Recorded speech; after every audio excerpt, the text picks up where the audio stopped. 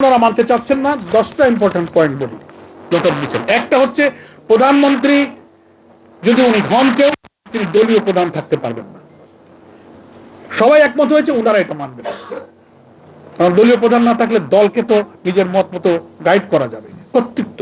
Second, তত্ত্বাবধায়ক সরকারের ব্যাপারে যে ব্যাপারে আমরা একমত হয়েছি, তার একটা সিস্টেমের ব্যাপারে ওনারা আপত্তি করেছেন, সে পদ্ধতির ব্যাপারে ব্যাখ্যা সাপেক্ষ। উচ্চ কক্ষ যেটা আপার হাউসের সবাই বলেছে পিআর পদ্ধতিতে হতে হবে, ওনারা নট অফ ডিসেন্ট দিয়েছে। পিআর পদ্ধতিতে আমরা সবাই বুঝি প্রপোর্শনাল রিপ্রেজেন্টেশন সিস্টেম, সংখ্যানুপাতিক পদ্ধতিতে। আমরা যে ভোট পেয়েছি বিরোধী দল, সেই ভোটের ভিত্তিতে উচ্চকক্ষের 100 আসন ভাগ হবে। তাহলে আজকে দেখা যাচ্ছে যে আমরা প্রায় 40-42টা আসন পেয়ে যেতাম বিরোধী দল, ভাগ হতো। এখন ওনারা বলছেন যে না, এটা প্রাপ্ত আসন সংখ্যার ভিত্তিতে উচ্চকক্ষের আসন বন্টন হবে। তখন তার অর্ধেক 21-22টার বেশি বিরোধী দল পাবে না। তাহলে ওখানে ওনারা বাকি 80টা পেয়ে যাবেন, ওখানে মেজরিটি হবেন, যা ইচ্ছা তাই করতে পারবেন। এই জন্য ওনারা এই উচ্চকক্ষের পিআর পদ্ধতিতে ওনারা নোট অফ ডিসেন্ট দিলেন। আর্টিকেল 70 গঠনতন্ত্রের সংবিধানের জন্য ইম্পর্টেন্ট একটা আর্টিকেল, যে একজন member of parliament floor cross করতে পারবেন না, অর্থ বিল আর আস্থা ভোট। সেখানে ওরা আরো কিছু বাড়তি বিষয় দিয়ে তার মত প্রকাশের অধিকারটাকে আরো নিয়ন্ত্রণের ব্যাপারে এখানে নোট অফ ডিসেন্ট দিয়ে। আন্তর্জাতিক বা আইন যদি কোনো সরকার করে, তাহলে এই সংস্কার কমিশনে সিদ্ধান্ত হয়েছে যে সেই চুক্তি এবং আইন কোন দেশের সাথে করা হলো, আমেরিকা, ইউরোপ, ভারত, চীন, রাশিয়া, সেই চুক্তিগুলো আপার হাউস এবং লোয়ার হাউস উভয় পক্ষে সেই চুক্তির বিষয়ে সরকারকে বলতে হবে এবং অনুমোদন হতে হবে। এখানে ওনারা নোট অফ ডিসেন্ট দিয়েছেন। তার অর্থ কিছু গোপন চুক্তি ওনারা বন্ধুদের সাথে করবেন, দেশটাকে কি করে বিদেশের কাছে বিক্রি করে দেওয়া যায়, যা আগে হয়েছে। এই 5টা হচ্ছে গুরুত্বপূর্ণ আইনি বিষয়। আর 5টা হলো গুরুত্বপূর্ণ সাংবিধানিক পদে, 5টি পদে নিয়োগের ব্যাপারে ঐক্যমত্য কমিশন যে সিদ্ধান্ত এবং আমরা একমত, সেখানে নোট অফ ডিসেন্ট দিচ্ছেন। দেখেন কি কি পদ। একটা হচ্ছে চিফ জাস্টিস, দেশের প্রধান বিচারপতি নিয়োগের যে পদ্ধতির ব্যাপারে সব দল যা বলেছে, সেখানে ওনারা একটা ভিন্নমত পোষণ করেছে। সুপ্রিম কোর্টের জাস্টিস, সুপ্রিম কোর্টের নিয়োগ করতে তার note of dissent. 3, public service commission, যেটা সরকারি চাকরি বাকরি ক্যাডার সার্ভিসে যায়, পিএসসি যেটাকে বলে, সেই পিএসসির চেয়ারম্যান নিয়োগের যে পদ্ধতি, সেই কমিশন গঠনের পদ্ধতির ব্যাপারে কমিশনে যা বলেছে, আমরা যাতে রাজি হয়েছি, নোট অফ ডিসেন্ট দিয়েছি। তারপর অডিটর জেনারেল, কন্ট্রোলার জেনারেল, দুর্নীতি দমন কমিশনের চেয়ারম্যান, যেটাকে অ্যান্টি কারাপশন কমিশন বলা হয়। এই 5টা সাংবিধানিক পদ, কনস্টিটিউশনাল পোস্ট, যেটা কর্তৃত্ববাদী শেখ হাসিনা সরকারের সময় ছিল। প্রধানমন্ত্রী যা ইচ্ছা করবেন, রাষ্ট্রপতিকে সেই পরামর্শ দেবেন, উনি প্রজ্ঞাপন জারি করে এই 5টা সাংবিধানিক পদে প্রধান বিচারপতি, সুপ্রিম কোর্টের বিচারক, পিএসসি, অডিটর জেনারেল এবং অ্যান্টি কারাপশন কমিশনের চেয়ারম্যান নিয়োগ হতো, প্রধানমন্ত্রীর ইচ্ছাই হতো। এখানে সব ঐক্যমত্য কমিশন হচ্ছে না, এটা হতে পারবে না। এখানে সরকারি দল, বিরোধী দলের প্রতিনিধি থাকবে, জুডিশিয়ারি এবং অন্যান্য কর্মকর্তা মিলে ত্রিপক্ষীয় একটা অ্যাপয়েন্টিং অথরিটি হবে, তারা এখানে বেছে বেছে সার্চ কমিটি করে নিয়োগ দেবে।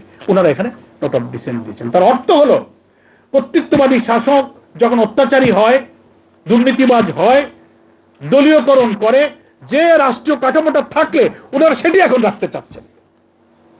ফাঁকিটা দেখছেন আপনি। আমি আর একটা জবাব চেয়েছি, মাননীয় স্বরাষ্ট্রমন্ত্রী, আইনমন্ত্রী, যারা এটার পক্ষে বলেন, জবাব দেন। আপনারা তো ভোটে ভোট দিয়েছেন। 12 তারিখের ভোটে টেলিভিশনে দেখেছি প্রধানমন্ত্রী ভোট কেন্দ্রে যাচ্ছেন, আইনমন্ত্রী যাচ্ছেন, সবাই তো ভোট দিয়েছেন। উনি আবু সাইদ মুগ্ধর কবর জিয়ারত করতে গিয়ে বললেন, হ্যাঁ, জনগণকে ভোটে ভোট দিতে বললেন। তাহলে আমরা ধরে নিচ্ছি স্বাভাবিকভাবে যে ওনারা সবাই ভোটে ভোট দিয়েছেন। তাহলে ভোটে ভোট দেওয়ার অর্থ কি? এই গেজেটের মধ্যে ভোটের যে 4টি প্রশ্ন ব্যালটে এখানে আছে, সেই 4টি প্রশ্নে এই 84 সংস্কারের ব্যাপারে বলা আছে, সেখানে নোট অফ ডিসেন্ট নেই। নোট অফ ডিসেন্ট বাদে ব্যালট তৈরি হয়েছে। তাহলে 5 কোটি মানুষ ভোট দিয়েছে যে ব্যালটে, সেখানে নোট অফ ডিসেন্ট গুলো বিএনপির কাছে ছিল, কাগজে লেখা আছে, কিন্তু গণভোটের ব্যালটে কোনো নোট অফ ডিসেন্ট ছিল না। ডিসেন্ট ছাড়াই গণভোটের ব্যালটে বাংলাদেশের প্রধানমন্ত্রীও ভোট দিয়েছেন, আইনমন্ত্রী ভোট দিয়েছেন, স্বরাষ্ট্রমন্ত্রী ভোট দিয়েছেন। ভোটে ভোট দেওয়ার অর্থ হলো আপনি 84 সংস্কার মেনে নিয়েছেন। হা ভোটে ভোট দেওয়ার অর্থ হলো 47টি সংস্কার কানুন মেনে নিয়েছেন। সেটা আপনি জনগণকে বলছেন না। আমি বলেছি যে যদি আপনি তার না ভোটে ভোট দিয়ে থাকেন তাহলে পার্লামেন্টে এসে বলুন যে না, গণভোটে আমি হা ভোটে ভোট দেইনি, আমি নাতে ভোট দিয়েছি, বলুন। তাহলে আমরা একথা বলবো না যে আপনি বিচারিতা করেননি, আপনি প্রতারণা করেননি, তা আমরা বলবো না। কিন্তু আপনি ওখানে হাতে ভোট দেবেন, আর এখানে এসে 10টা নোট অফ ডিসেন্টের উপর শক্ত থাকবেন। আপনি 5টা সাংবিধানিক সংস্কার মানবেন না, আপনি এই সমস্ত আইন মানবেন না। জনগণকে আপনি এটা গোপন রেখে বলতেছেন আমি অক্ষরে অক্ষরে মানব। তাহলে ভূত কার ঘাড়ে? ভূত সরকারের ঘাড়ে। ফলে অহেতুক বিরোধী দলের উপর ভূত চাপিয়ে দিয়েছে, এই কথাটা বলাটা অনুচিত হচ্ছে। সারা দেশে বিএনপি পার্লামেন্টে যত ভোট পেয়েছে টোটাল করলে প্রায় 3 কোটির মতো ভোট হবে ওনাদের টোটাল। আর গণভোটে কত ভোট হয়েছে? 5 কোটি। তাহলে 5 কোটির আর 3 কোটি, 3 কোটির কাছে কি 5 কোটি পরাজিত হবে? আপনি যদি বলেন যে না আমরা জনগণ ম্যান্ডেট পেয়েছি, আমরা জনগণ রিপ্রেজেন্ট পেয়েছি, ঠিক আছে, যদি ধরেই নেই, যদিও এটা জনগণের সভরেন পাওয়ার না, পার্লামেন্টকে সবাই সভরেন বলে না, সমস্ত আইন বিশ্লেষক, আদালত সবাই বলছে জনগণ হচ্ছে sovereign, will of the people is sovereign, হচ্ছে সবচেয়ে সর্বোচ্চ আইন। তো 5 কোটি জনগণ ভোট দিয়ে আপনার নোট অফ ডিসেন্টকে খারিজ করে দিয়েছে। 5 কোটির কাছে 3 কোটি পরাজিত, আপনার নোট অফ ডিসেন্ট গণভোটে টেকেনি। তাহলে আপনাকে কি করতে হবে?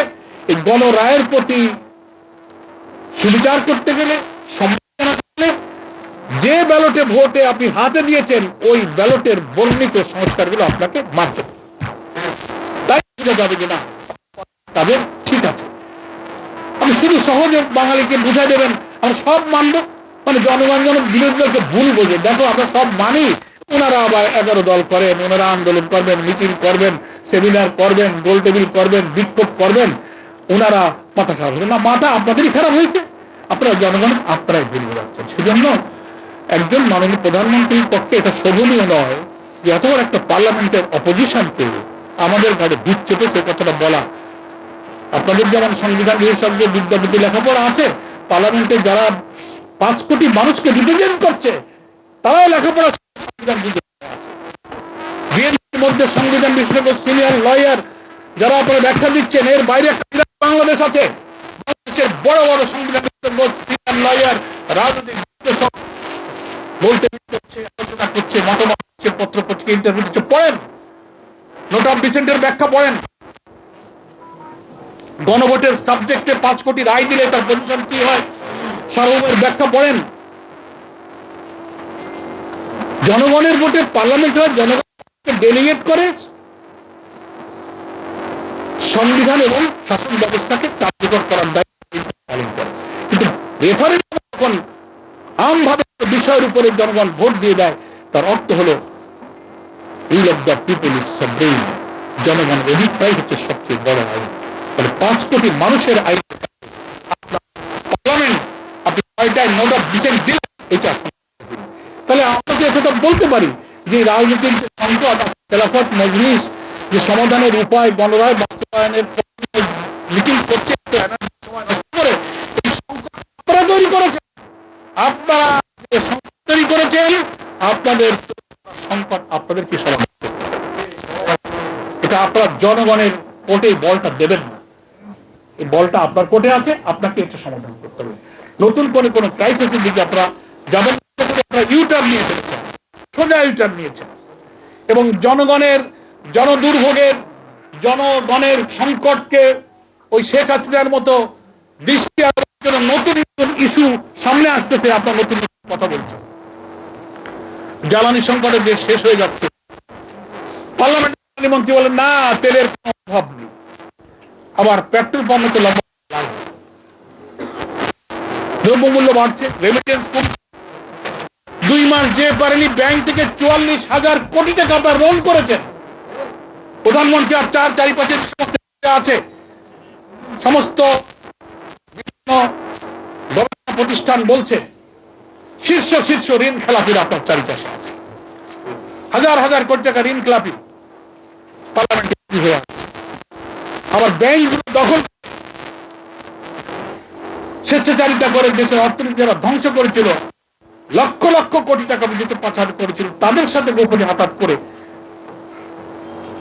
সুদবিহীন অর্থনীতির মেরুদণ্ড ছিল কিছু ইসলামী ব্যাংক গড়ে উঠেছিল। কম্বাইন্ডলি সেই ব্যাংকগুলোকে ধ্বংস করার দিকে আপনাদের ইচ্ছা মতো যাকে তাকে বাংলাদেশের গভর্নর চেঞ্জ করছে, ওকে ওএসডি করো, ওকে বদলি করো, ওকে রিজাইন করো। 2 মাস যে পারেনি সারা দেশে দখল, বদলি, পোস্টিং এগুলো শুরু হয়েছে। এখন এগুলো নিয়ে জনগণ যেন বলতে না পারে, এই জন্য এখন ওই বই একটা হাতে নিয়ে জনগণের কাছে ভুল বোঝানোর জন্য এই সমস্ত কথাবার্তা মেহেরবানি করে আপনারা বলবেন। আপনারা জনগণের সংকটটা সমাধান করুন। আইন শৃঙ্খলা পরিস্থিতি চরম অবনতি হয়ে যাচ্ছে। সে আগের মতো আমরা ভেবেছিলাম রাজনীতিতে পরমাৎ সহিষ্ণু হবে, কেউ কারোর উপরে হামলা করবে না, আক্রমণ মারামারি হবে না, মানুষ ডেমোক্রেটিক রাইটকে এনজয় করবে, সংবিধানের সভা সমাবেশ মিটিং মিছিল আর্টিকেল 36, 37, 38 সমস্ত অধিকারের কথা বলা হয়েছে এনজয় করবে। সেই বাংলাদেশ বোধ নতুন ফিরে যাবে। আল্লাহ, এখনই আপনি বিরোধী দলের মিটিংয়ে বাধা দিচ্ছেন, অফিস হামলা করছেন, ভাঙচুর করছেন, গতকালকে চট্টগ্রামে ইসলামিক ছাত্র শিবিরের নেতাদের উপর করেছেন।